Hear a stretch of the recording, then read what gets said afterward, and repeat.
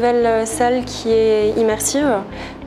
L'idée, c'est justement d'être imprégné vraiment de la situation sur laquelle on va travailler. On a les retransmissions sur les murs avec les sons, on peut avoir aussi des odeurs qu'on peut mettre en place, de la fumée.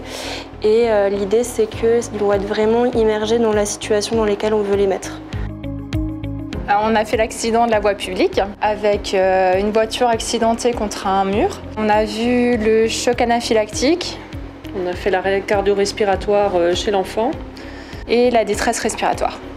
On est immergé directement dans une situation beaucoup plus proche du réel qu'auparavant. Avant, on travaillait sur des cas concrets et on imaginait beaucoup de choses. Maintenant, c'est vrai qu'on est dans des salles qui sont comme nos locaux où on travaille, avec des mannequins qui sont très réels. C'est le vrai plus de la salle immersive, c'est qu'on va pouvoir être là à côté d'une route avec le bruit des voitures qui peut un peu perturber les prises en charge.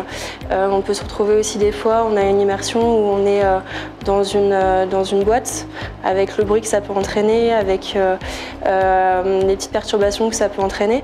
Donc ça permet vraiment un exercice de la vie réelle. En fait, c'est vraiment ça. Le réalisme fait qu'ils se prennent énormément au jeu, à la simulation et donc à l'exercice. Et j'ai pu voir avec les formations avant puis maintenant, il y a quand même une différence. On a l'impression qu'ils vont partir avec le patient pour le ramener directement aux urgences et une vraie immersion en fait, c'est surtout ça. Les premiers retours, en général, ils sont vraiment enchantés parce que ça sort du quotidien.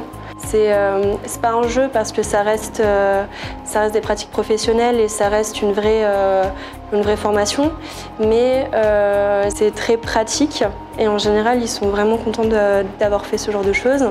Ils ont souvent l'impression d'avoir appris aussi.